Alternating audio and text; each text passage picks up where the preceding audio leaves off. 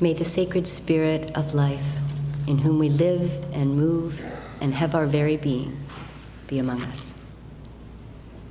My name is Jennifer Ferguson, and I'm the minister at Knox United Church, which was Audrey's faith home in the last 2 years of her life.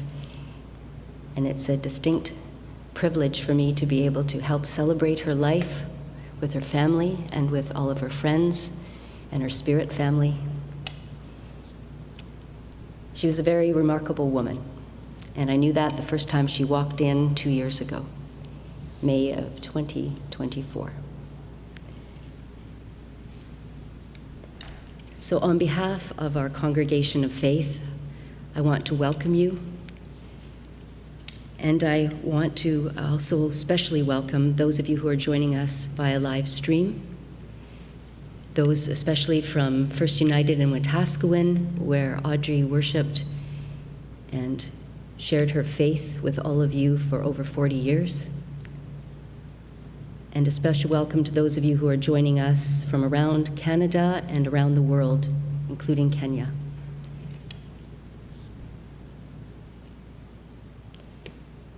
As we begin, we recognize that we are gathered on this beautiful land upon which the Pentlatch peoples first steward the waters and land.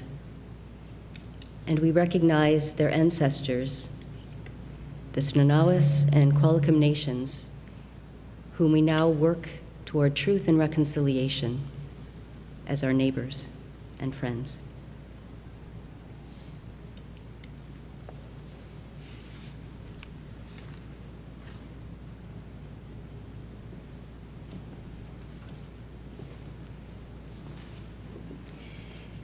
Good afternoon, friends. My name is Nancy Steves. I've been honored to be Audrey's friend for many years and honored to celebrate her life with you today. It seems as though death invites us here, but we're really here because of life. We're together, whether we're here in this room or you're joining us online. We're here to celebrate the way life made its home in Audrey Dowler. We come from so many circles in her life to honor the completed circle of her life, to find comfort in our memories, to express and share our gratitude for the life she shared with us. and to lean into who we are together as a community of grief and a community of gratitude. As we meet in the mystery of death, we pause to recognize the miracle of life, the long story of becoming, stirring from that first inexplicable burst of light, that great flaring forth billions of years ago, life arising from the birth and death of stars, adapting and evolving in complexity and beauty and diversity. And each of us, a spark of that sacred fire from that very first burst of mystery. Each of us born into the radiance of the endless creativity of life, the miracle of life beating the odds over and over again in species after species and generation after generation to express itself in amazing ways in Audrey and in you and in me. As we ground ourselves in awe and gratitude, we light a candle for this gift of life with the intention to live as though we never got over the miracle of being here.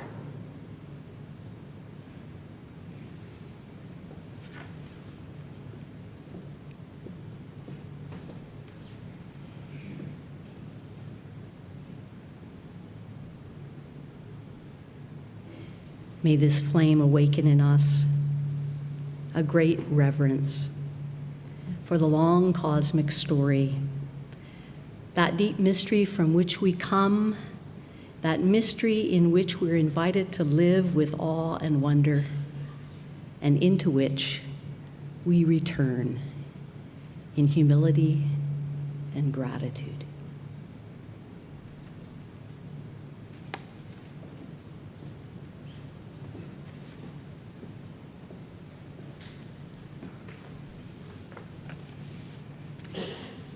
As we center ourselves with one another, I invite you to join me in the words that you find printed before you or the words you see projected in the room. In a spirit of prayerfulness, we share these words with one another. In the ever-creating energy in which we live and die, we celebrate the miracle of life and honor the mystery of death. In the shadow of loss and in the bright light of Audrey's legacy, we gather with each other to be inspired, to move amid our sorrow to celebration, and with our grief to gratitude. May we trust the circle of life, knowing that life and death belong to each other as the seasons belong to the year. May we be held in the comfort of knowing that death does not have the last word, because love lasts forever.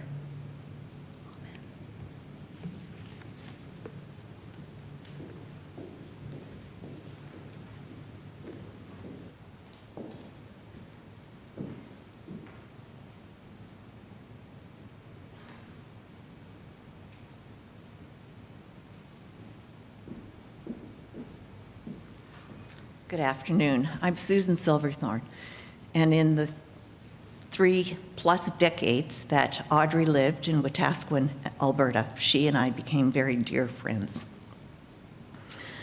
A Renaissance man has been described as one who cultivated an expansive worldview in an age of intense specialization, dedicating daily time to read widely, create, build physical fitness, and explore diverse subjects.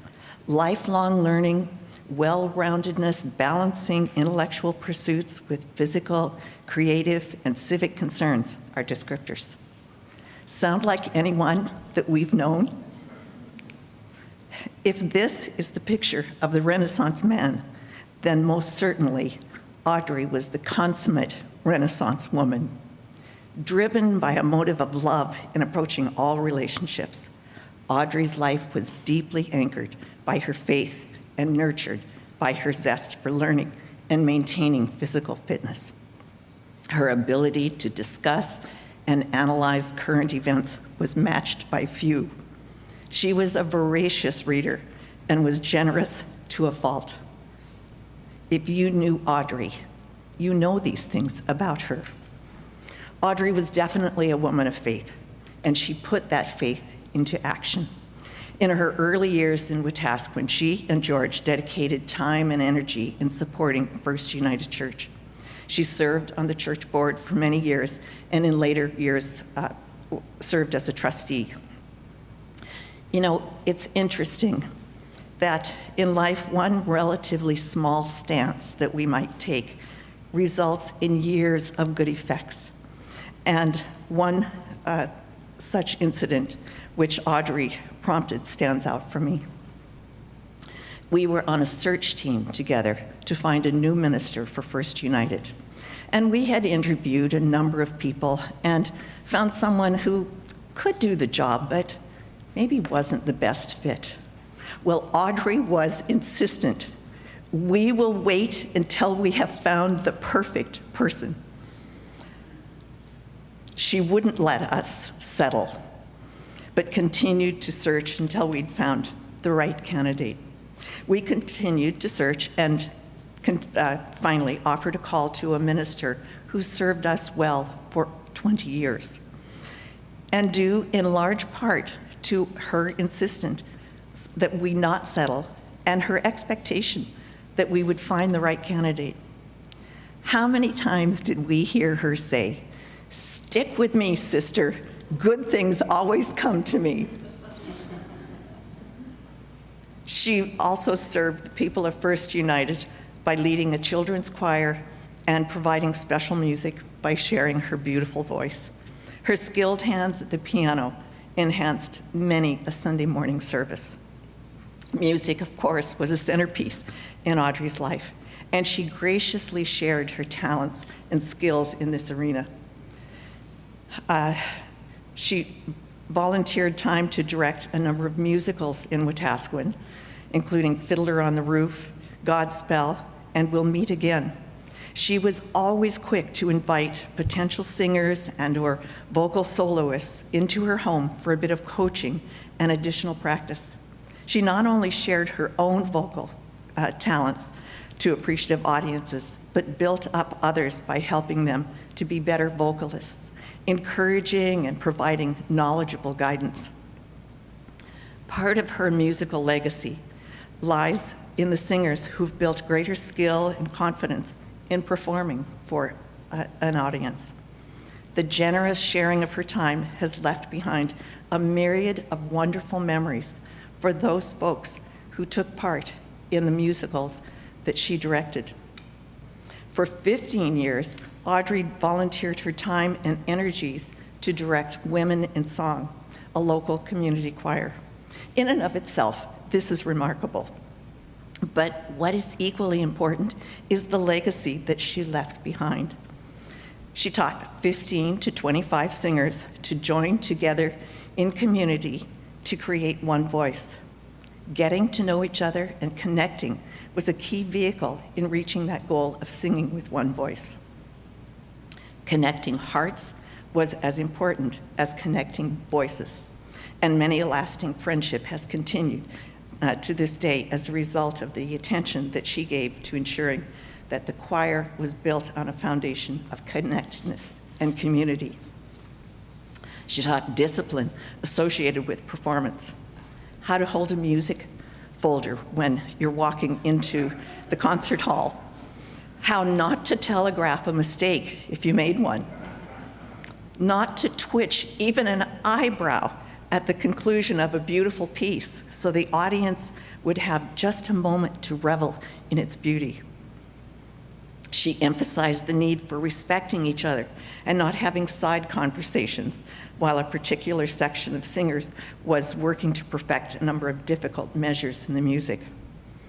She reminded us that singing the notes perfectly simply does not measure up, but needed measure up to the level of excellence that she wanted. Yeah, the correct notes are important, but thinking about the words and committing in a heartfelt manner was also needed.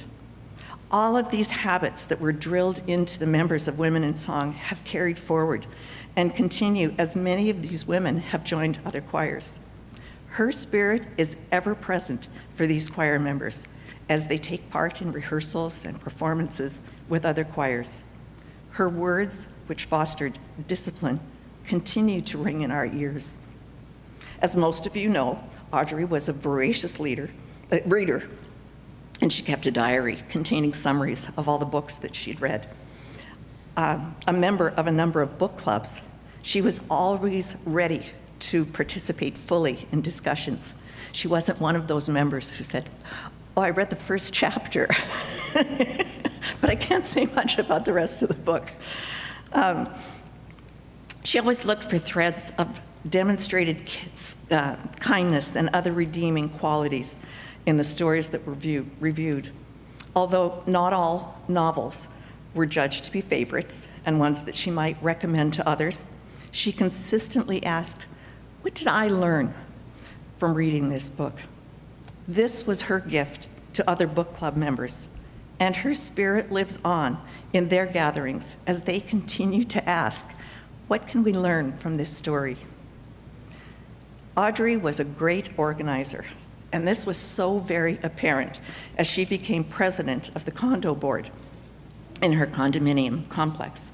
That started in July of 2019 and continued until she moved to BC in 2024. During that time, she circulated regular newsletters and organized social gatherings and committed to her leadership role fully. Although not all of her leadership practices have continued since she left. This is another area where she left a lasting stamp. When she took the role of association president, she felt that the records of repairs on the building were not organized to the best advantage of the residents.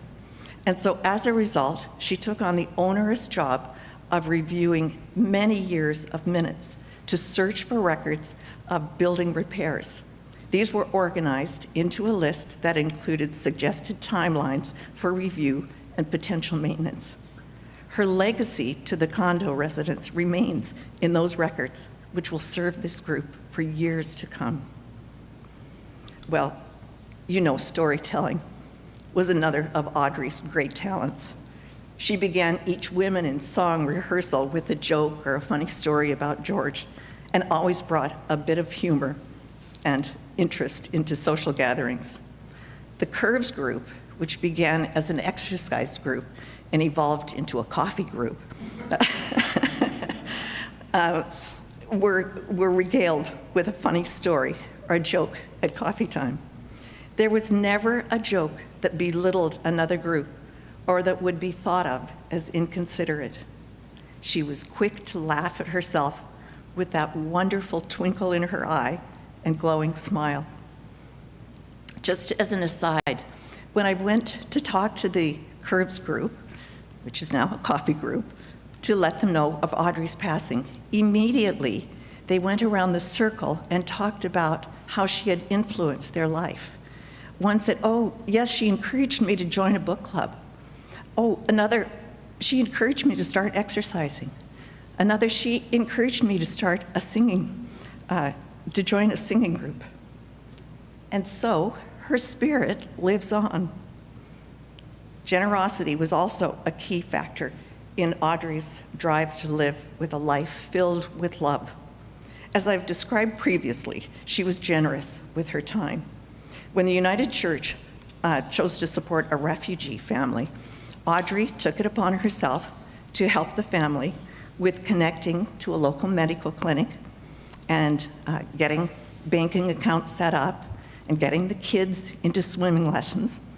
On a weekly basis, she taught the mother in the family how to shop on a budget, patiently using a calculator as they wound through the aisles of the grocery store with stumbling communication due to language barriers.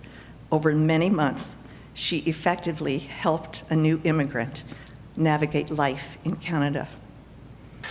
As she told tales of her time in Africa and later helping an Asian immigrant family acclimate to living in Canada, it was obvious that a giving heart was part of her DNA.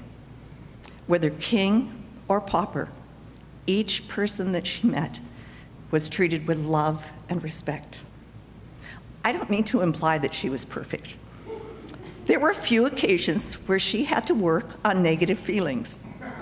But on those occasions, she was strongly self-aware and quite intentional about addressing those feelings. Taking George's advice to send love beams, he would say, "Just send love beams, Audrey."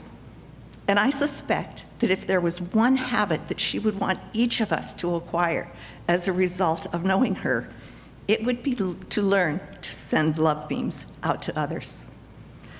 Audrey was not only generous with her time, she was generous with her financial resources, regularly ensuring that kids could go to summer camp to give them rich lifetime memories. She was no pushover, but very intentionally gave to charity. Her generosity has improved the lives of others. And again, her spirit lives on. Audrey has been a stellar role model in living a life with intent and being driven by love. No, she's no longer just a phone call away. But when we reflect on her presence among us, we know that her spirit lives on in the many nooks and crannies of our lives.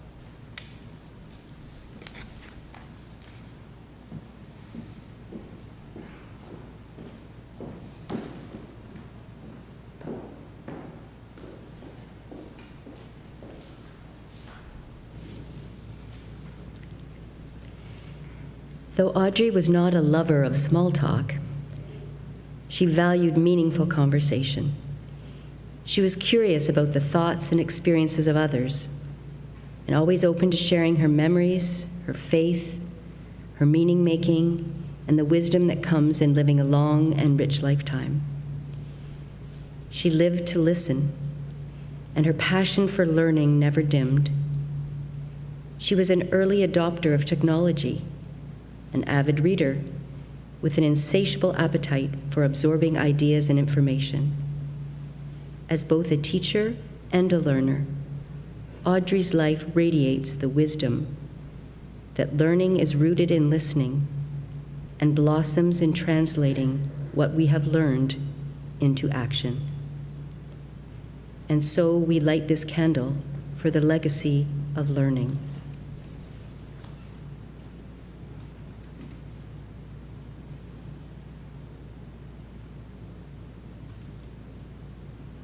May this flame kindle our keenness to listen deeply to life, to one another, and deepen our determination to work the muscle of our minds and hearts, to be learners for as long as we have breath.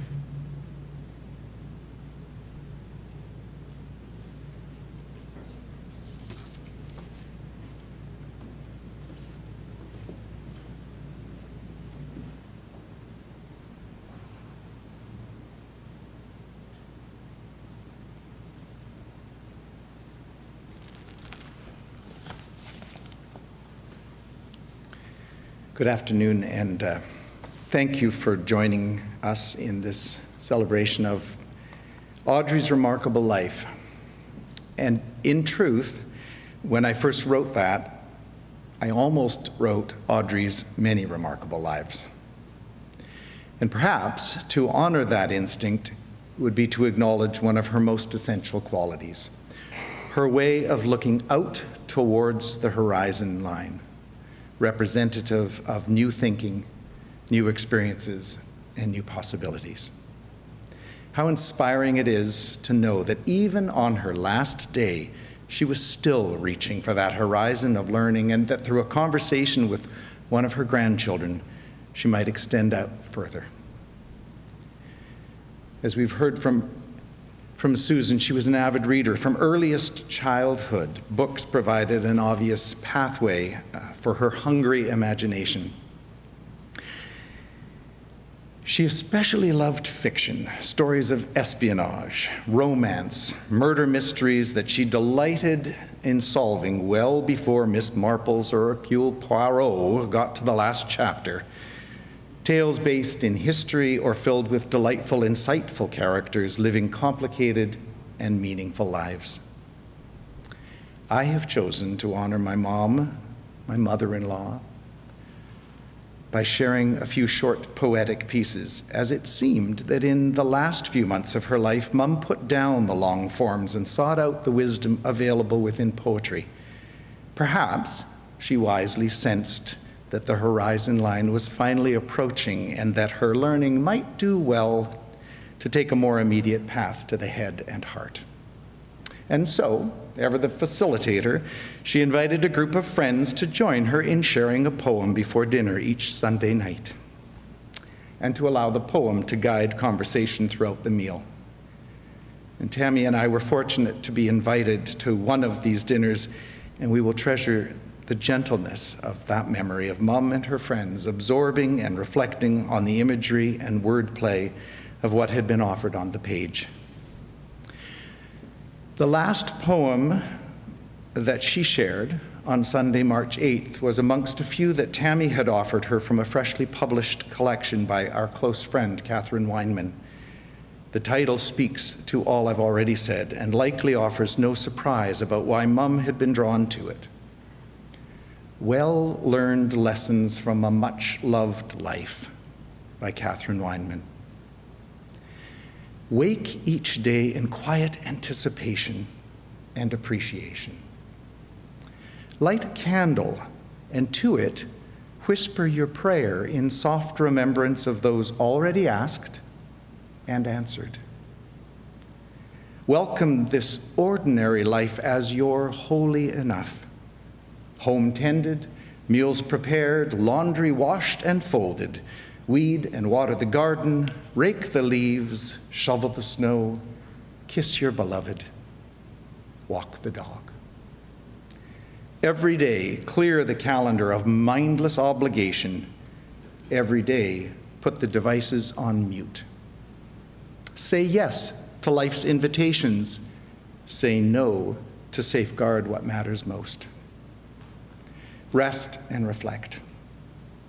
Daydream and dance. Do lots of nothing too.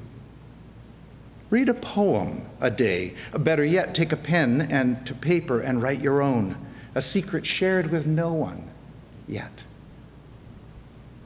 Remember, everything under heaven has its own rhythm and reason, and yours is to follow, not lead, in the dance of each season. So take a deep breath and slow down. Welcome friend and neighbor, enemy and stranger, inside and out. Enjoy the space and solitude of your own companionship. Trust it's not all up to you, that forces and folks, seen and unseen, are always making magic on your behalf. Now, I can't help but think of Mum in the way the poem appears to simultaneously offer instruction inward to self and outward to others. Further reflecting how in her life learning was like sowing seeds, and the bounty of the harvest she reaped was never to be consumed alone. She simply loved to share with others jokes, TV series that she'd binged the night before, the plots of a novel for one of her multiple book clubs, and of course, she loved to share what she was learning, and often in that very moment. And because she had just learned it, it was easy to always be right.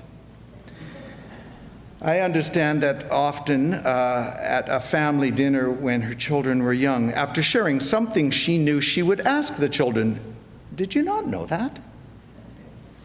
One of them would then be sent to get the World Book to deepen the lesson. For those of you that lived with her in the past few years, you will know the pleasure she took in her special relationship with Siri, our modern-day encyclopedia. So I hope that this might honor Audrey's memory while providing you with some of the essential background on her life of 93 years. I call it, "Did you not know?" Did you not know that Audrey was born in 1933, the younger sister to Alan and the only daughter to Aubrey and Margaret Shore in Regina, Saskatchewan? Did you not know that Audrey was a gifted musician, a singer, whose love of the piano was seeded by her mother's discipline? Did you not know that Audrey excelled a grade and then had the grades to pursue her master's in music in Minneapolis, where, did you not know, she rolled and sold cigarettes in her dorm room to make her pin money? Did you not know that Audrey's response to George's wedding proposal was to say that she would not marry a man who drinks, smokes, or doesn't go to church, and that George's response to her counter-proposal was to remove the Mickey from under the driver's seat of the truck, tossing it and his smokes out the window before asking what time he was to pick her up on Sunday?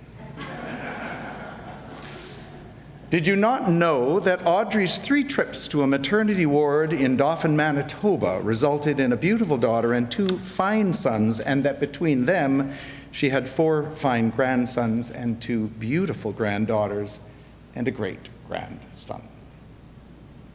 Did you not know that in the early 80s she and George sold the Dowler Dream Angus farm to move 10,000 miles away to live on a mountainside in East Africa, to commit themselves to making others' lives just a wee bit better, one day at a time? You might have guessed it, but did you not know that? Did you not know that Audrey's uncle Eddie was the Eddie Shore, that Eddie Shore? Or that Audrey's mother, Margaret, lived until she was 101. Or that Audrey's favorite song was always the one she was playing at that moment. Or that Audrey was a devoted wife, mother, grandmother, and friend. But of course you know that. Did you not? And one last one. Because I do know that the way in which she valued learning will continue to weave itself through this afternoon's celebration and through the legacy she left in all of us. But as her favorite son-in-law, her only son-in-law, I will always be grateful for the way she embraced what was new. And in the fall of 1987, I was to her new. And she embraced me quite literally, welcoming me into her heart and into the Dowler family. And it was through her eyes, her laughing, loving eyes, the eyes I immediately knew had been passed down to her daughter, that I first met my favorite mother-in-law. And these were the words that came up and into focus and onto the page through me on the day after she died. Her eyes. Her eyes smiled a gorgeous blue. And like the bluest of skies, they opened wide as they leaned into a conversation to offer a thought, a bit of knowing, to ask for clarification and offer gratitude. Her eyes lit up with the warning that a punchline was coming without ever letting it slip out before its moment. Her eyes held a space for both mischief and mothering. They loved and let you know it. They wept for those lost while holding hope for those still to be found. To her family, her eyes were the beacon in any storm. To all who knew her, her eyes loved and laughed and lived. In Kenya, her smiling eyes received the blessing of the name McKenna, the happy one. To me, her eyes welcomed and warmed, teased and admired, and in them I recognized their descendants in the eyes of my love. Her eyes smiled a gorgeous blue, and like the bluest of skies, they surround us always as a mother's embrace, holding and beholding all. So in closing, I would just like to acknowledge the community of family and friends that surrounded Mom always. Not everybody decides to pick up and move from one home to another, a province away, being full of gratitude for the friends that they are saying farewell to and looking forward to starting a next chapter and making a whole new set of friends at 91 years of age. But that was Mom. In fact, this year's resident curated magazine, Cultivate, published at the Berwick just last month, featured an interview with her in which she shared that when she arrived 2 years ago, she looked on it as a new chapter in the book of my life. She goes on to celebrate her absolute love of being surrounded by people who not only care about me, but love me. Loving them back, she says, is my privilege. And that is what makes each chapter and every page in my life worth living. And that list of firsts that she experienced in this chapter over the last 2 years includes learning to play the ukulele and duplicate bridge, performing a 10-minute stand-up comedy routine and playing piano duets, including Bohemian Rhapsody, walking the runway in a fashion show fundraiser, operating a glue gun to make another first, a craft, and being so inspired by Bob Woodward's masterclass that she declared she would have made a damn fine investigative journalist. She absolutely loved the Berwick-Qualicum, and we are so grateful for that love and that it seemed so deeply reciprocal. She called it a perfect paradise and was forever saying, "I have been gifted with a wonderful place to live." So I would love to introduce you to one of Mum's newest friends and duet partners, whose infectious enthusiasm and was a true inspiration to her, the active living manager, Laurel Wright.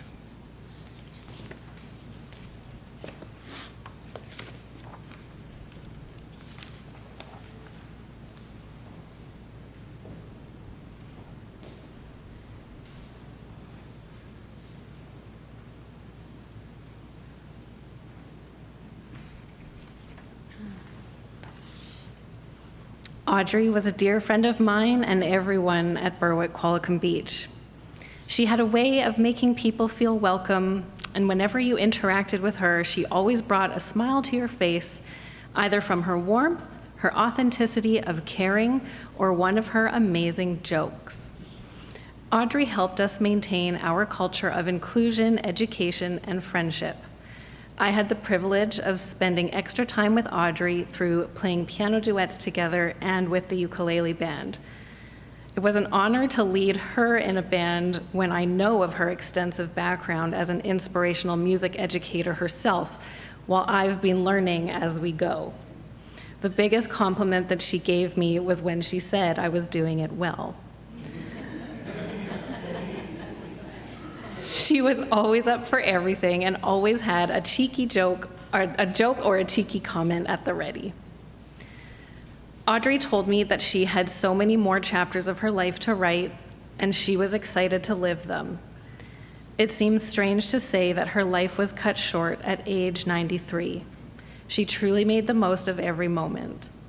We are so grateful to have known Audrey, and she leaves us with her legacy of music, laughter, and joy. What a wonderful world we live in, and it was made even more wonderful by having had Audrey in ours. Please feel free to sing with us if you wish.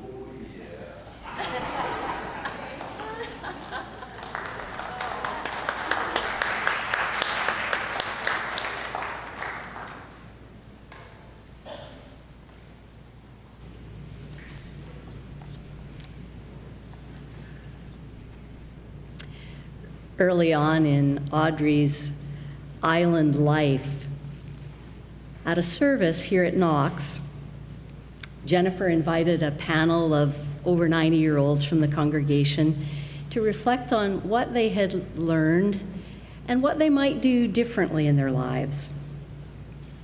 And Audrey thought about that question, and she shared afterwards that if she'd been on the panel, she would have said, "I'd take myself less seriously." As life lengthened, she embodied that wisdom of living lightly, of letting go, of being in the gift of the present moment. And we all know she made it her mission to share laughter wherever she could, even sharing the most surprising jokes in the most unlikely places. And then her full-bodied laugh.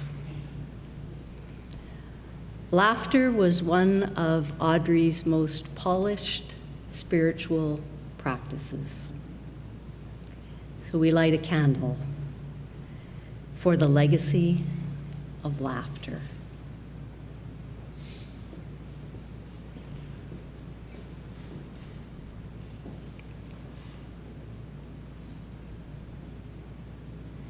May this flame remind us to be gentle with ourselves and with each other, to take ourselves lightly, to find the humor in life,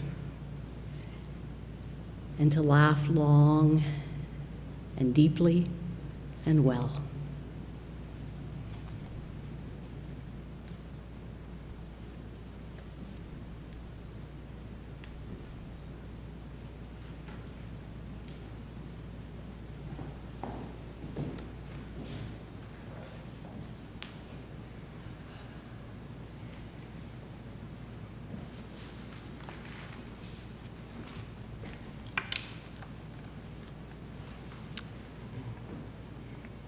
And on the third day, there was a marriage in Canaan of Galilee, and it came to pass that all the wine was drunk. And the mother of the bride came to Jesus and said unto the Lord, "They have no more wine." And Jesus said unto the steward of the feast, "Fill 6 water pots with water." And they did so. And when the steward of the feast did taste of the water from the pots, it had become wine, and they knew not whence it had come. But the servants did know, and they applauded loudly in the kitchen. And they said unto the Lord, "How on earth did you do that?" And inquired of him, "Do you also do children's parties?" And the Lord said, "No." But the servants did press him and say, "Go on, give us another one." And so he brought forth a carrot. And they knew it was a carrot, for it was orange, with a green top. And he took a red cloth, and he covered the carrot. And when he removed it, behold, he held a white rabbit. And all were amazed, and thought, "This guy is really good. He should turn professional." And then they brought him a man on a stretcher who was sick of the palsy. And they cried to him, "Jesus, this man is sick of the palsy." And the Lord said, "If I had to spend my whole life on a stretcher, I'd be pretty sick of the palsy too." And the crowd roared with applause and said, "Your one-liners are as good as your jokes. You should be an all-round family entertainer. Why are you wasting your time in this one camel town? You should be playing the big arenas in Jerusalem." And Jesus did hearken to their words, and he did go to Jerusalem, and he did his full act before the scribes and the Philistines and the Romans. But alas, it did not please them in their hearts. In fact, they absolutely crucified him.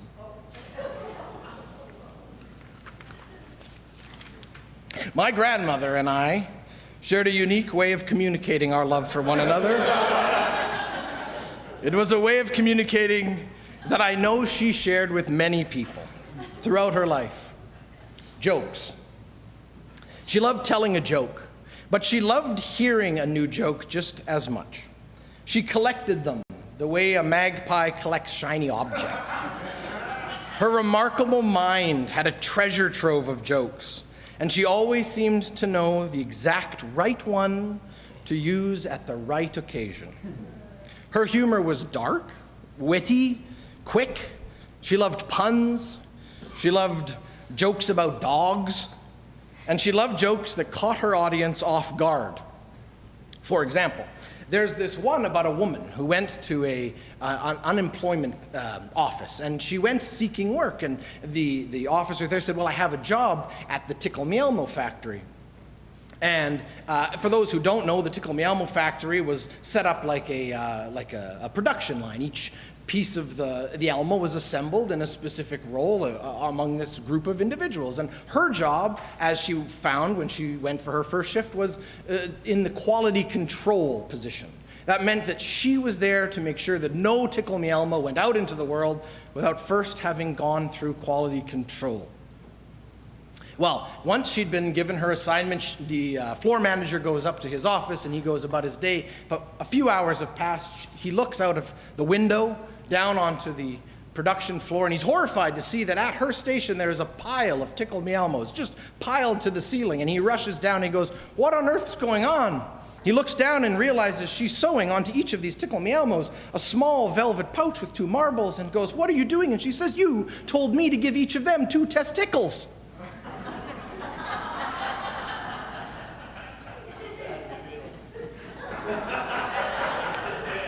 She told jokes around the family dinner table. She told jokes to her choirs at rehearsal. I'm sure she told jokes to complete strangers. And she always saved some of her best material for gatherings with friends.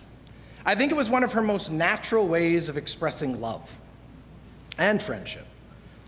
She was so comfortable, if she was comfortable to tell you a joke, especially a joke that was a little blue, it was because she cared about you.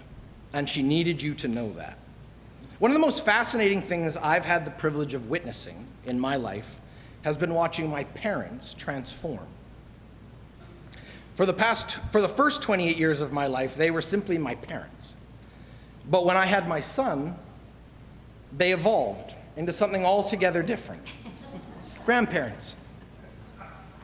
I especially recognized this transformation in my mother as I watched her interact with my son, Lowen. That transformation, the endless sense of play, the energy, the joy, it must have been like what she had felt when she first witnessed her own mother become a grandmother. My relationship with my grandmother, Audrey, also changed over time. It grew, it evolved, it matured. Now, everyone has their own way of showing love. Some people call it their love language. For my grandmother and I, it was swapping jokes. I cannot tell you the number of times one of us would call the other simply to tell a joke. Often that was the entire conversation. No updates, no news, just a joke, a laugh, and a reminder that we were thinking of each other. The last time I spoke to her was on one of those very calls, and the joke was simple. An elderly woman had answered the phone, and it was a spammer. And he says, I've got all of your computer passwords. And she says, hold on, I'll get a pen.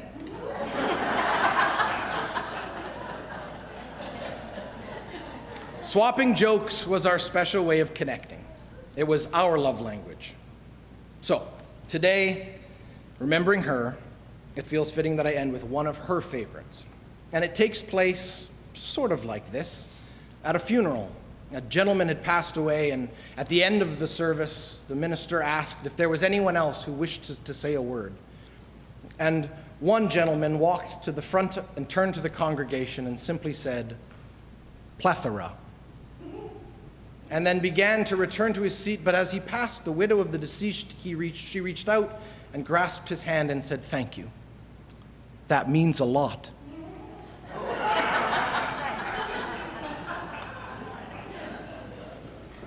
Plethora was one of her favorite words. not because it started a joke, but like vertiginous, lugubrious, mellifluous, titty-note, peripatetic, or petrichor, it was another word to her vibrant collection of vocabulary. Grandma was the smartest woman I've ever met, not only because she could finish a crossword in 10 minutes flat, but because she was brimming with knowledge. I loved how much she knew.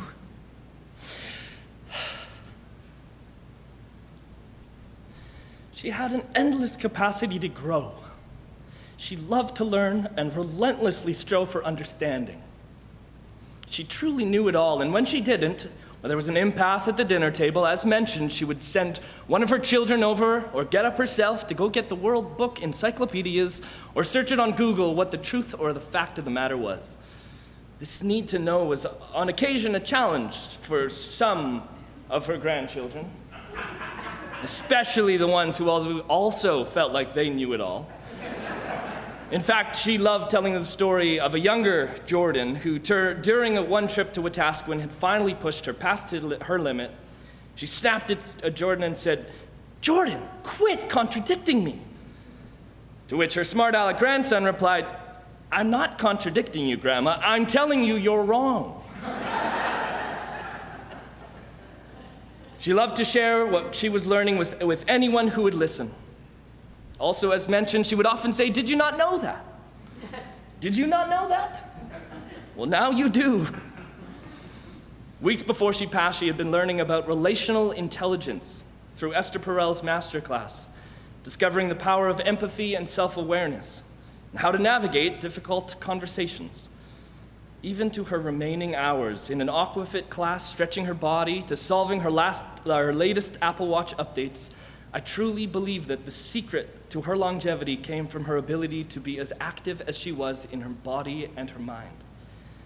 If she wasn't at Aquafit, she was at a myriad of events, meetings, or clubs, regaling her friends with jokes, questioning the intention of a character from a book, or fleecing her friends in a round of bridge, or mellifluously playing a piano.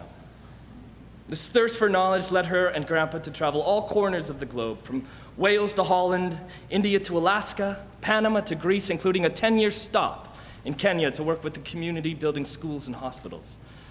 My grandma was strong, independent, and had a keen sense of who she was. Her faith was important to her as well, as she found a lot of meaning in her God. She didn't stop growing at trivial facts, though. She was the first person to own her own mistakes and attempt to mend a relationship or stretch out a hand to someone in need. Grandma lived a very full, adventurous, and active life. She had a plethora of knowledge and words in her vocabulary, but Grandma's greatest gift was her favorite verb, the word she knew and practiced the most: love. God is love, is what she told me once.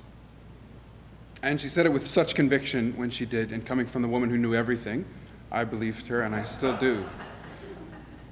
It was how she lived her life. She led first with love, as if it was her mission to spread it around, with an infectious laughter and a generous spirit, a friend to anyone, a teacher to many. She maintained a large love of life, and even as she aged, she sought out new ways of seeing the world and was never stuck in her ways. She had a strong belief in learning and listening to others. The respect she held for those in her life, I think, is what meant the most to her, and it probably best defined her. She approached every conflict with sincere desire to know better, to learn, and cared deeply about how other people felt. She didn't waste her energy with comparisons or petty slights, and never sacrificed empathy for her own ego. This was especially prevalent in how she held space for those who were younger than her. Grandma always made space for big questions and encouraged healthy debate.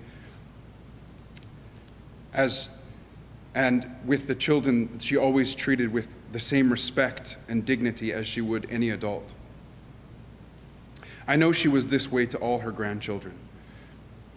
She taught me a lot about forgiveness and resilience, and she never once held a grudge or harbored resentment. And she was sure to remind us also not to. I've always seen my grandmother as a strong and intelligent, independent woman that she was, but as I got older, it became so much more clear how truly ahead of her time she was. She made me so proud to be her grandson. She never placed herself below or behind anyone, and always treated others with the same respect. Do unto others as you would have them do unto you. She lived by this. And I witnessed it firsthand how she lived every day with this intention in mind. My grandmother cared deeply about helping others, especially for those whom the world hadn't been so fortunate towards. And she went out of her way to give back. It was also so very important that we, her grandchildren, also understood the value of charity and acts of service. She practiced it not out of obligation, but out of love and a genuine belief in leaving the world a better place. I loved so many things about my grandmother, and I feel so lucky to have had so many memories with her. But there's one thing that I'll never forget, is the feeling of listening to her play piano or sing. And many times I remember hearing it in the other room and sneaking to the door just to listen, not because I didn't want to disturb her or make her feel like she needed to perform, because she loved performing and she was never stage fright.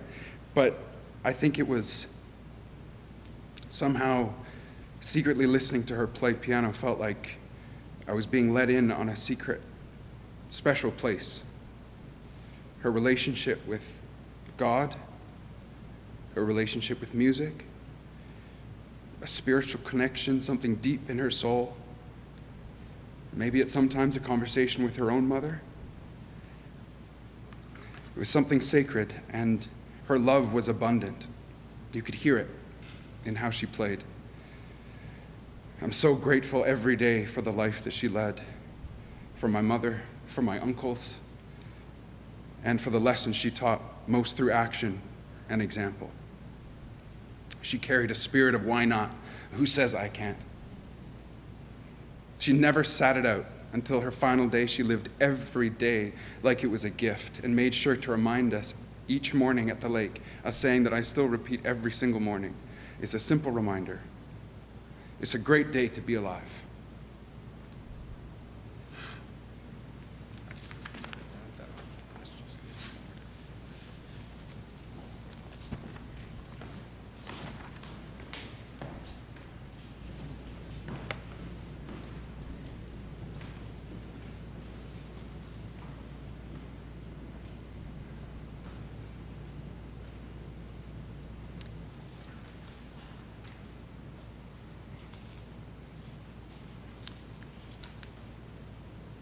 We are storytellers. We tell stories, but stories also tell us. As you know, because you know Audrey, she loved stories. She loved to read them. She loved to tell them. She loved to sing them. She loved to hear them. So on this day, I want to take a few moments to reflect on a very old story, a story that Audrey heard and read many times in her life. A story attributed to a first-century wisdom teacher whose teachings Audrey sought to emulate and embody as best she could throughout her life. It's a story that Jesus of Nazareth is said to have told some of his closest friends. It's a once-upon-a-time story, as most of the stories Audrey told us were. It's a once-upon-a-time story about a farmer. And as it unfolds, it seems to be a story about a rather careless farmer who's just broadcasting seed willy-nilly, maybe even wastefully. Instead of preparing the ground and carefully sowing the seed, this farmer just goes all over town, broadcasting generous handfuls of seed into the air. Some of it falls on the hard-packed road where it became bird feed. And some of it fell on gravel where it sprouted too quickly and withered because its roots couldn't go deeply enough. And some of it fell among thistles and weeds where it got choked out by the competition. The teacher invited his friends to consider what it might mean that only about a quarter of that seed managed to actually germinate in good soil, and it still produced a stunningly beautiful harvest. This story inspired Vincent van Gogh to do a whole series of paintings. A print of the one he called The Sower sat above my desk for decades, and it speaks to me of the legacy we're here to honor today. I want you to notice a few things in this painting with me. Van Gogh gives us this extravagant farmer who's broadcasting seed indiscriminately. You notice the sower is almost out of sight. And the sun, it's low on the horizon. We can't really tell whether the day is beginning or the day is ending. We can't tell anything about the age or the gender of the sower. And there is a sense of home in the picture, but notice it's off in the distance. And it's opposite to the direction that the sower's walking. There's evidence behind the sower of seed that has completed its journey to grain, and it appears ready for harvest. And you'll notice that in that area where the new seed is being sown, the crows have come to feed. And we won't know what becomes of that seed now being planted. But the sower doesn't look back. Van Gogh has the sower walking away from home toward the horizon, hand still in motion, still sowing. There's not a frugal moment anywhere in that ancient story Jesus told or in the way Van Gogh interprets that first century story. Caution is not on the horizon. The sower doesn't worry about the condition of the soil or care about the birds or the thorns. This generous sower just remains intent on planting all the seed at hand and simply delights in sowing it anywhere and everywhere. As Audrey and her husband George knew, this is a terrible way to farm. It's not efficient, it's not cost efficient, it's not effective. It's a terrible way to farm. But what a way to live. As in the world of that story and the world we make of our lives, the seed that we sow lovingly, generously, it's never wasted. What matters is not what fails to flourish. What matters is not the state of the soil or the weather conditions. What matters in the end is what endures, what takes hold. That seed generously sown that finds sun and receives rain and comes into fullness, it's extraordinary. That story and the life we're here to celebrate today invite each of us to plant our lives just as faithfully and extravagantly, to take no heed to the adverse conditions the seed faced, but to love wastefully, even in a greedy time. to plant our lives with grace and persistence. Eyes on the horizon, not looking back over our shoulder, refusing to hoard or waste the gift of life by living cautiously or strategically or grudgingly or discriminately, but planting our lives day in, day out, planting our love day in, day out in the field where we find ourselves, irrespective of the growing conditions. Audrey taught us that life is our opportunity to plant ourselves, knowing that we are both seed and sower. And the love we plant, it's never wasted. In the end, it's what survives us. And the harvest is spectacular. It's enough. It's more than enough.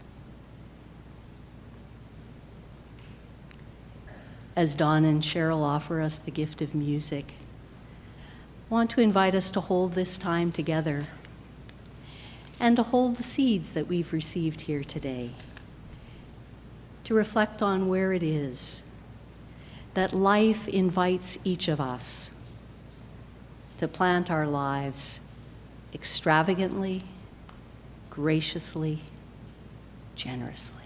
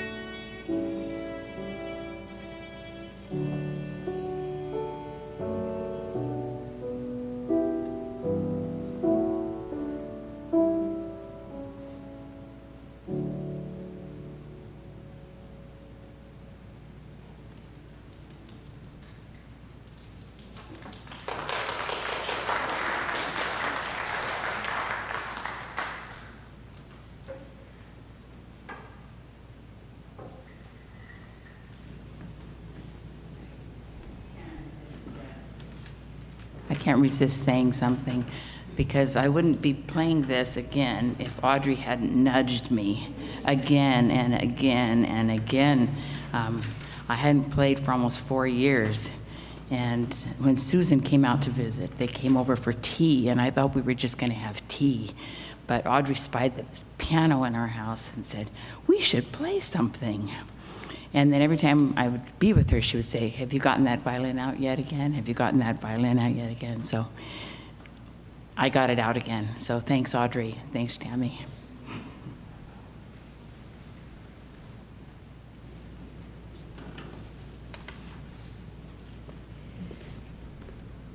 Whatever our profession, love is our vocation.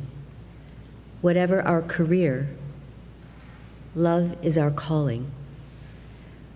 Whatever our achievements, it is love that measures our success. Whatever our life's work, love is the work of our lives. Audrey has planted her love as a daughter, a sister, a wife, a mother, a grandmother, a great-grandmother, teacher, musician, spiritual seeker, and friend. Reflecting on her legacy, Audrey wrote, "I don't long for immortality. If there is a life after death, it will be a bonus, but not something I long for. May my legacy be that I have led my life in such a way that those who live after me, particularly my family, will find something in my life to emulate and fondly remember. That is all the immortality that I long for." We light this fourth candle for the legacy of love.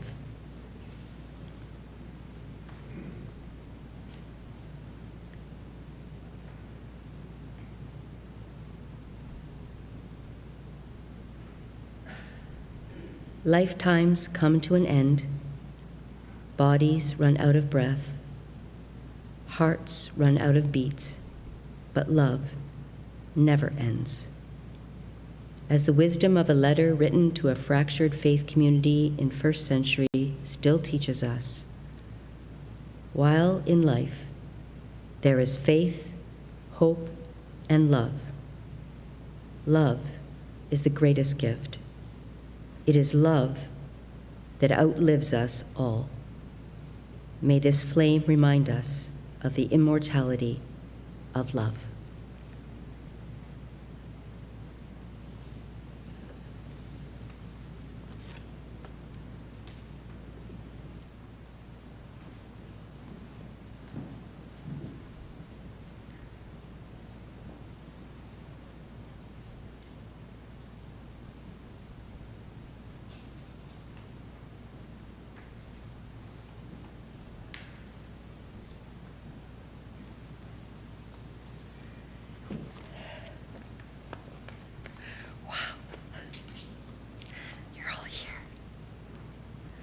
And you're here, and you're wherever the camera is.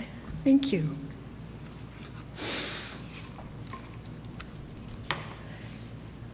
I think my mom would have really loved this.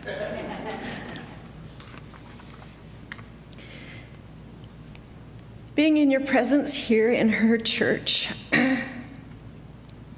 and with so many gathered in Wetaskiwin Church, together in community at the lake with neighbors gathering, as well as so many of you scattered around the world, I am so grateful that you're here.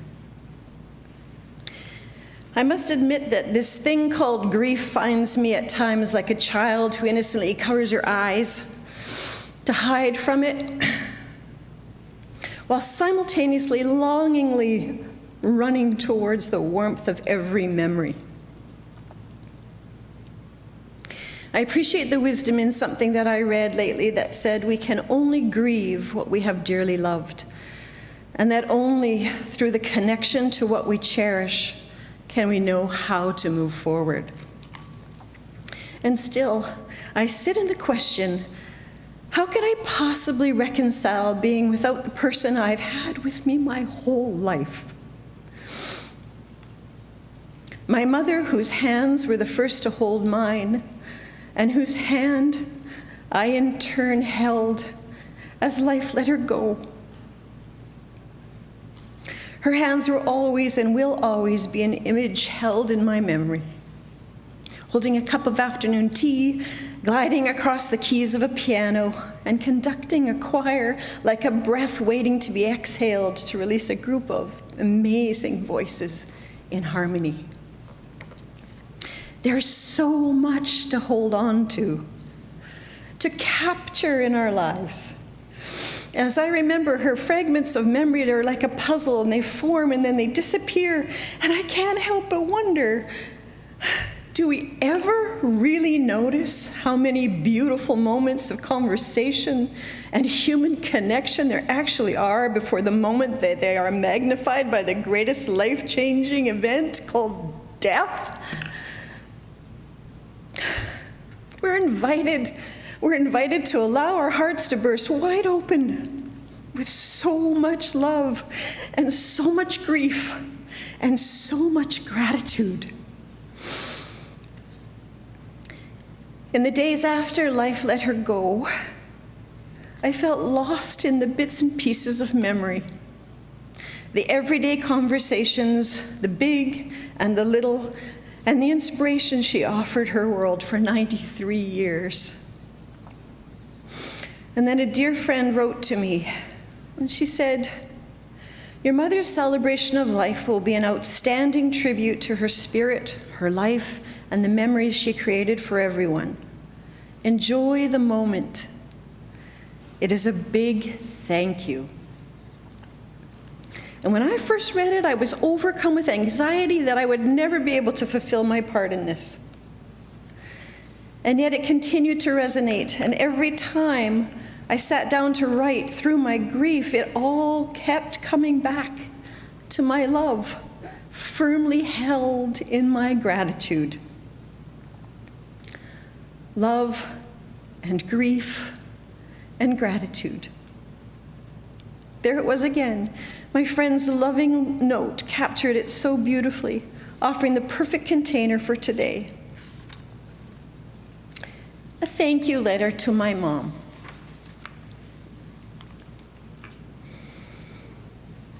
Dear Mom, from the moment life let you go, I've been steadying myself for this moment. And knowing that I didn't wait to celebrate you until you were gone comforts me. We often talked about how at Dad's celebration of life, I had shared a poem beginning with the line, "If we knew one of us were to disappear tomorrow, I would tell you this today." And I hold the same confident knowledge that I said what I needed to say to you so many times, and I was able to be who I needed to be alongside you long before your last day.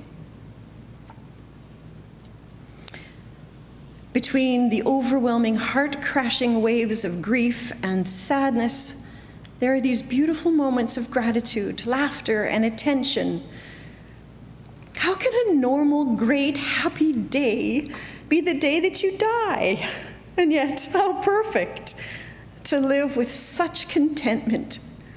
You loved your life, and the way you lived it out loud let everyone know. 2 years ago, just after you arrived on the island, we spent Mother's Day in the garden reading the letters we had written to each other years ago when you were in Kenya. We took turns, I reading your letters aloud to you, and you reading my letters aloud to me. To hear me reading your words in my voice at the age you would have been writing them will remain a treasured memory forever. This year on Mother's Day, which happened to fall on the same day that Dad would have turned 93, I gave myself the gift of another day with you. I pushed pause to reclaim the space so I might attune to your presence, to find you and hold you again. Even my garden felt ready to receive memories of you that day. A friend's gift of a gorgeous lilac hydrangea sat in the center of the space. It was a perfect day.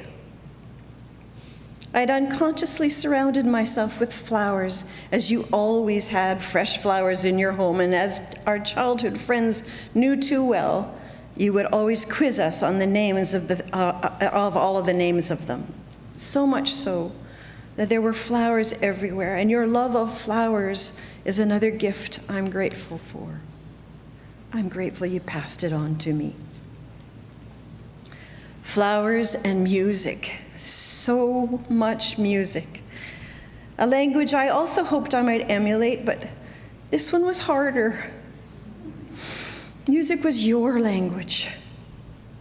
I suppose in the complex magic between mothers and daughters, acknowledging what is ours alone and ours together is central to the health and harmony of the relationship. So many differences and so many similarities. I know I love being told I have your eyes, your smile, your laugh, your voice. I wear your ring now and struggle with the fit. Sometimes too tight, sometimes too loose, and sometimes, and maybe in time, just right. I put on your favorite denim jacket with the flowers that you bought because you loved it, and even though the woman in the store suggested very unkindly that it was too youthful for you, if she had only known you, she would have understood how truly youthful you were in every way and how you constantly challenged yourself to new things and never shied away from going after what you really wanted.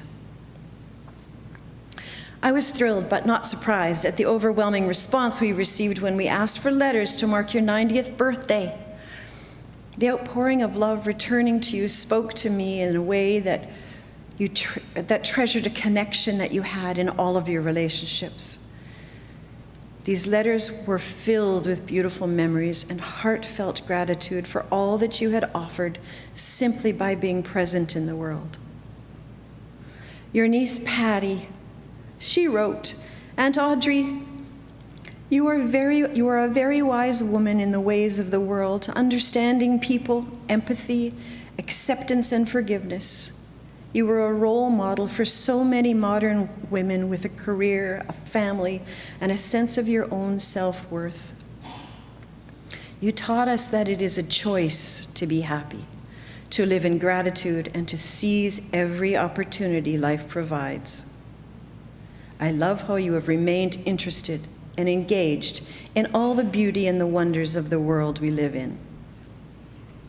And your granddaughter Davis wrote to you too, and she said, "You are an astonishing role model for what it means to be a mother, daughter, sister, wife, and friend. If I had to sum up my grandma in one word, it would be kindness." I loved that so many of those birthday remembrances were written by women, including Nancy and Dawn, Cheryl and Susan, women who had experienced the pure joy of being connected to you and inspired by you, often through a love of music. Echoing Patty, there is something remarkable in the way you were able to be your truest self in the company of women, and in doing so, were able to lift them up. Can you imagine if every member of every choir you led, from the early days of the Dowlerettes to your much-loved women in song, were gathered together? What a powerful metaphor it would be of the extended family of song, women who challenged and encouraged each other through the stories of music and the stories of their lives. You may have offered motherly love to many, but you were mom to George and I. And David. As mom, you championed us. As a mom, you were there for us no matter what, and would do anything for us. As mom, you always understood even when others didn't. You always chose to see the very best and the truest sense of us, and even if we pretended to be something else with others. You believed in us, our abilities, and our dreams. You kept us anchored on track and never hesitated to remind us who we were, where we were, and what we were there to do. You're always happy to see us and never made us feel guilty or that we owed you anything. And then when we had our own children and we got to witness love's resonance as you offered it to your grandchildren, again, what a gift. In a conversation we shared last Christmas, you expressed a deeper understanding being reflected back to you of how you had loved your own mom and how I was loving mine. I learned so much about mothering and daughtering, witnessing your relationship with your own phenomenal mother, especially near the end of her life. And it inspired me, knowing that you were the daughter I wanted to become.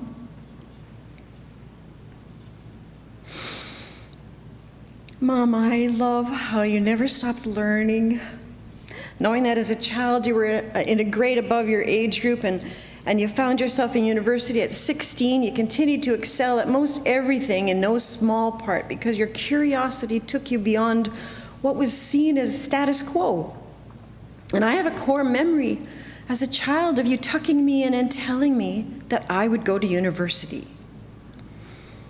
I imagine that your love of learning drew a straight line to your love of teaching, and you were a teacher through and through, as was your mother, my grandmother. And so it was clear early on that I would become a teacher too. And as you were so often, in this case, you were right. It was one of the most important parts of my life. I love that you taught us that to love learning is to be open to differences and ideas beyond our initial comprehension, making for new and incredible possibilities.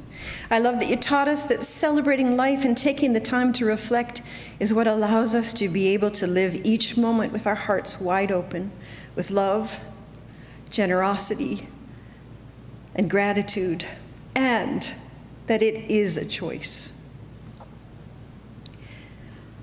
Mom, I'm so thankful that we had the gift of time over the past 2 years. You were always fun to be with,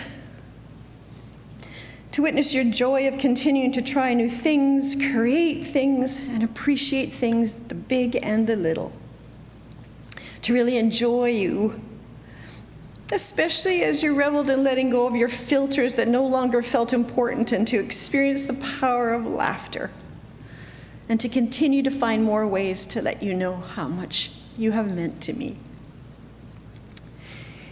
In January, on your 93rd and final birthday, I wrote this to you. There are still so many conversations I look forward to having with you. There is still so much more to learn from you. May you continue to be reminded what it is that it is to be celebrated about you. And may each memory, each realization fill your heart with the great significance of your well-lived and loved life. It doesn't seem possible or real that this was all in the present and the future tense just 5 months ago. And now I sense and dread this thank you letter, this love letter too soon coming to an end. I feel alive with gratitude for having been given life and then to be loved so fully. And as long as I breathe, you will remain alive in my heart's deepest memory. In love, grief, and gratitude. Your daughter. Before I close, if I may, just say a few more things.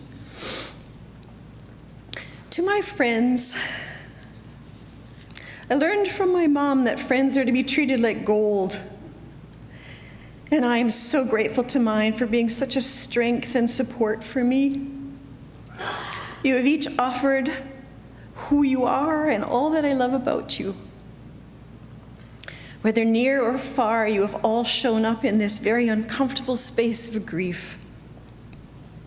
Thank you. To my mom's friends, how amazing it is when your mom's friends step up and embrace you as a daughter or a son, to be held in a time of grief.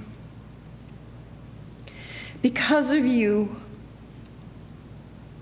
and who you are and how much you meant to my mom, our mom. We will continue to hold you in a very sacred and heartful space. Thank you. To my family, my parents modeled for me that family is everything. Thank you for being that for me every day and for knowing when I need you and how. Whether it's a sail or an anchor when I was navigating, because it often feels very impossible. Just a minute, Mom, I'm almost done.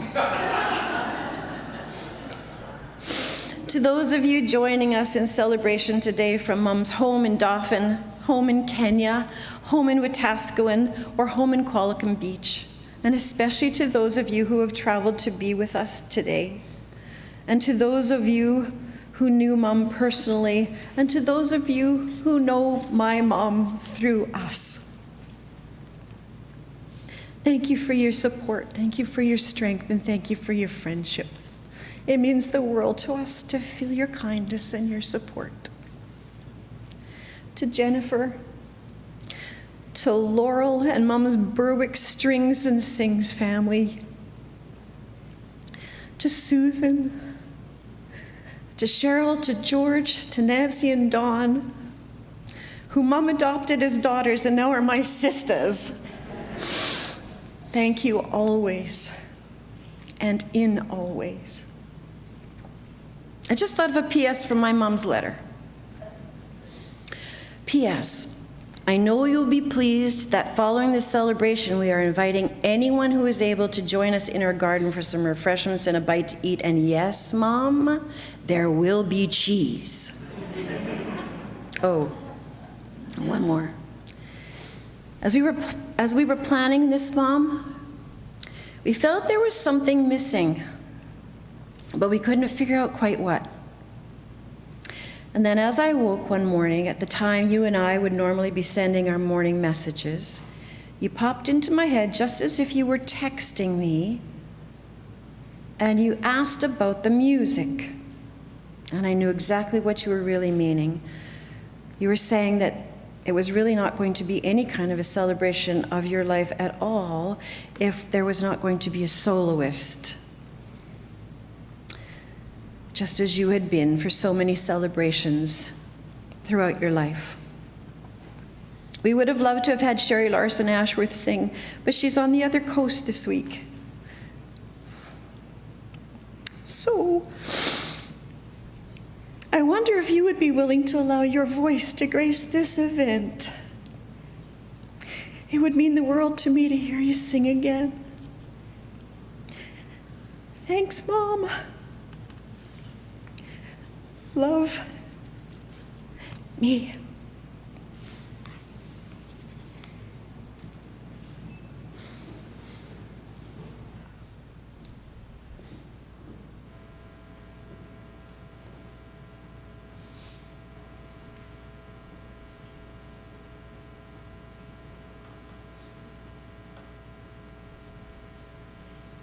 I've always known that I was loved. Some people wonder about it, but I've always known. And not just love casually, really love deeply.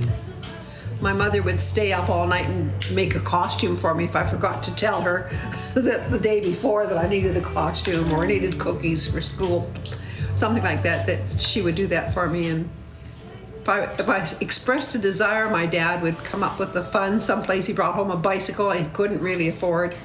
Just things like that. I always knew I was deeply loved, and not just expressed wise, but in actions. And of course, actions are what love is really about. It's not a noun, it's a verb.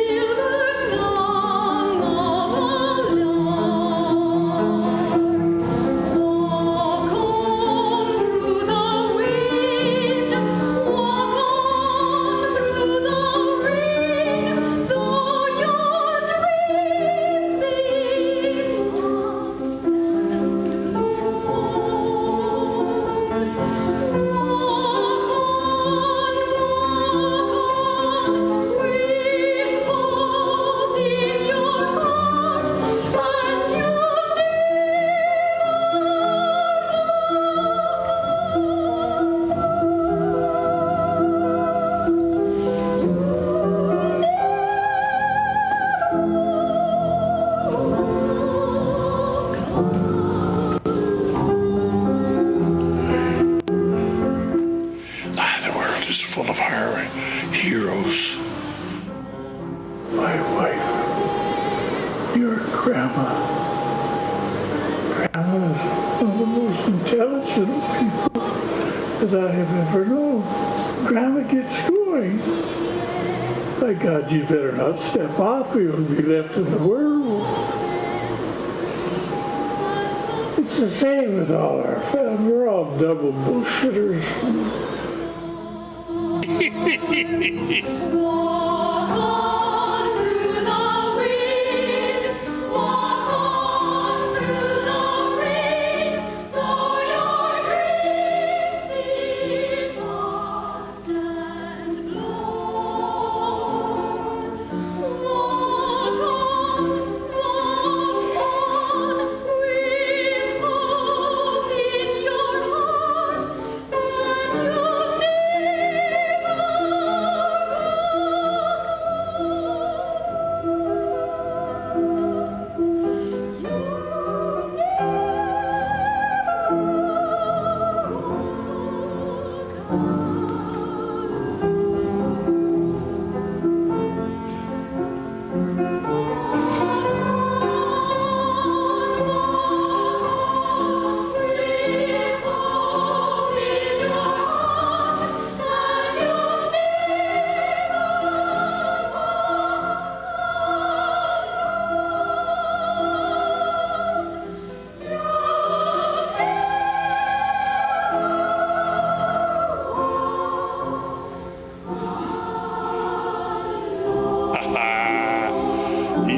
Seen anything yet, mister?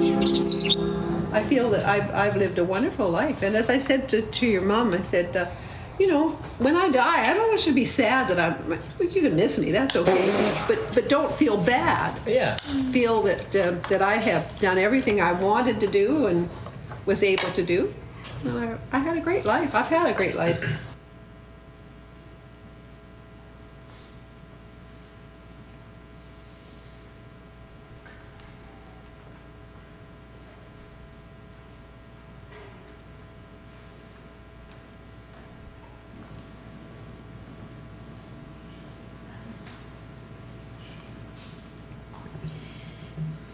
These are the words of Linda Buckmaster in her poem, Flowering. Pick a crevice, a homey gap between stones, and make it your own. Grow a life here from wind and rain and the memories of ancients embedded in limestone. The bees will use you for their sweet honey. The rock will soften under your touch. You'll draw moisture from fog and hold it. Your presence will build soil.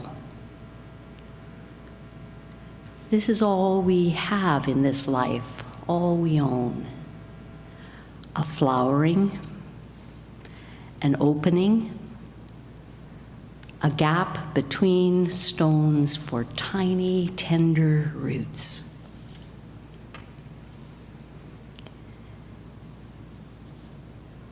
And so, friends,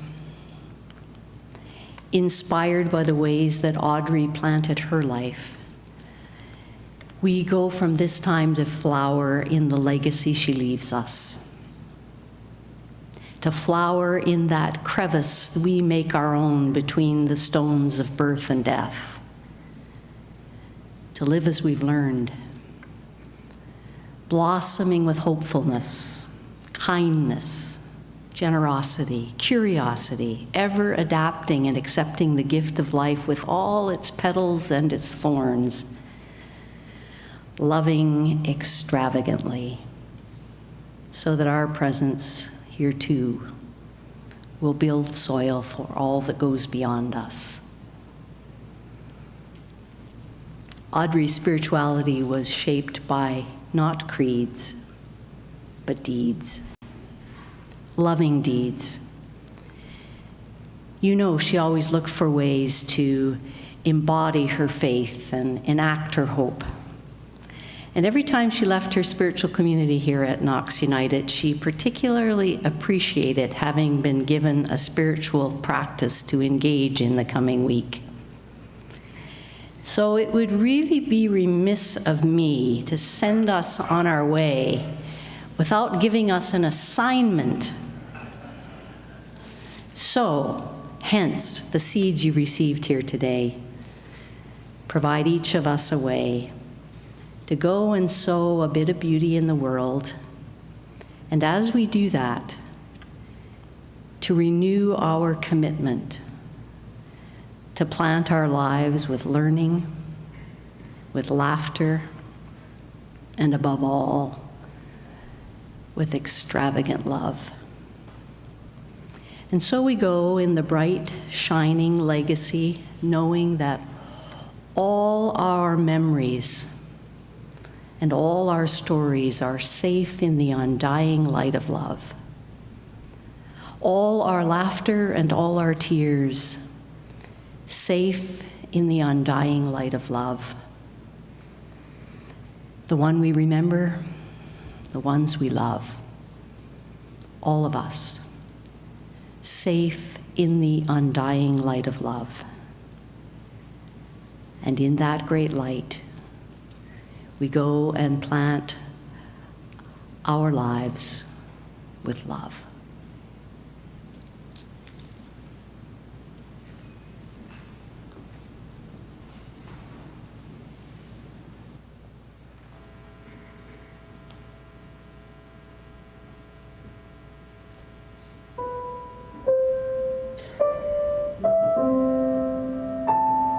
Thank you.